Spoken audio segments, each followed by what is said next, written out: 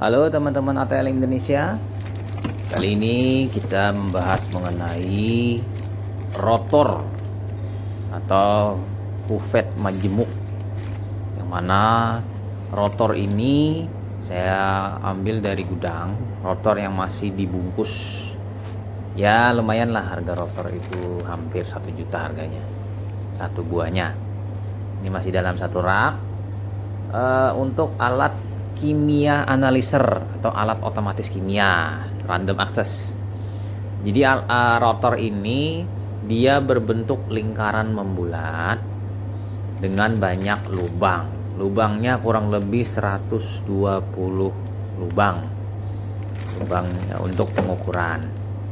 Dan rotor ini terbuat dari plastik transparan akrilik, warnanya putih transparan, dan dibuat seakurasi mungkin oleh pabrikan untuk menghindari terbeloknya cahaya atau sinar pembacaan absorben pada fotometer secara fotometri.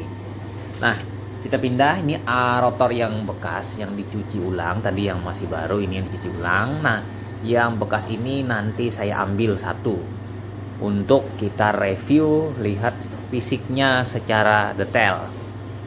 Nah, jadi rotor ini banyak pencuciannya dengan menggunakan ekstran encer, lalu nanti dipindahkan ke Aquades untuk proses pembersihan yang lebih bersih. Nah, ini contoh rotor yang saya ambil.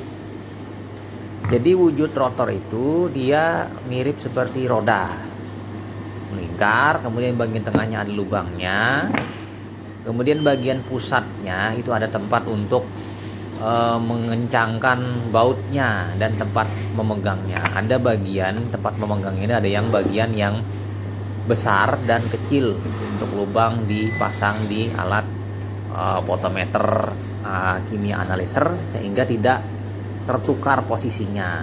Nah, ini lubang-lubangnya kecil, memuat untuk larutan dan juga akurasi tinggi pembuatannya, sehingga pada saat nanti dipasang di alat tepat, tidak tergeser dan tidak selisih pada saat alat melakukan proses washing atau pencucian dan pembilasan dengan deterjen dengan washing dan Aquades secara perlahan-lahan, dimulai dari titik 0 kemudian sampai dengan 20, ada bagian 20 sampai nanti ke totalnya ada 120, 0, 20, 60, 80, 120. Nah, semuanya. Nah, untuk rotor ini kita lihat. Nah, ini titik anunya. Titik akhirnya di dekat 1 berarti di dekat sebelah 1 itu sebelah kirinya adalah 120-an. 160. Nah, ini bagian yang tempat untuk memegang dan tempat memang mencocokkan holdernya di alat.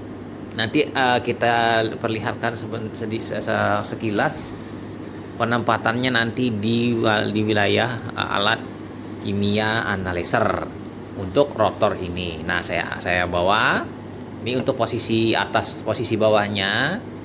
Kemudian dari samping kita lihat dia membentuk bola-bola bulat-bulat dan kita putar sama. Nah, nanti rotor ini alangkah baiknya dipegangnya di bagian tengahnya, jangan di bagian lingkarannya, untuk mencegah kotor atau membekas sidik jari atau tepung dari misalnya sarung tangan. Jadi diusahakan jangan disentuh. Kalaupun tersentuh juga harus disapu bersih dulu dengan tisu atau dibasahi dengan air dulu lalu dilap dengan tisu, supaya tetap bagian tempat pengukurannya ini tidak terkontaminasi atau tidak kotor. Jadi absorbennya atau transmitan sinarnya itu maksimal, absorbennya maksimal, transmitternya maksimal, tidak terganggu. Lalu rotor ini bolak-balik, saya bolak-balik. Bagian ini bagian atasnya, tadi bagian bawahnya. Dan rotor ini kita lihat di alat. Nah, ini akan ditempatkan di sini. Nah, itu ada tempat pencuciannya. Nah, ini tempat lubang-lubang memasukkan reagen oleh arm dari alat. Armnya ada 5 arm. Jadi ada 5 lubang. Nah, sementara yang warna hitam itu tempat pencucian rotornya oleh alat secara otomatis. Pencucian dengan larangan washingnya, washing encernya dengan aquadesnya. Sehingga dia saat bekerja dia terus-menerus bekerja. Setelah reaksi nanti disedotnya, buang limbahnya, lalu cuci lagi. Dan apabila terus-terusan kita tambahkan spesimen atau pasen, dia akan terus berputar sambil mencuci, sambil mengukur satu persatu parameter yang kita request untuk dilakukan pemeriksaan secara fotometri. Nah, di sebelah kanannya itu ada tempat menaruh cup sampelnya. Ada armnya ada 5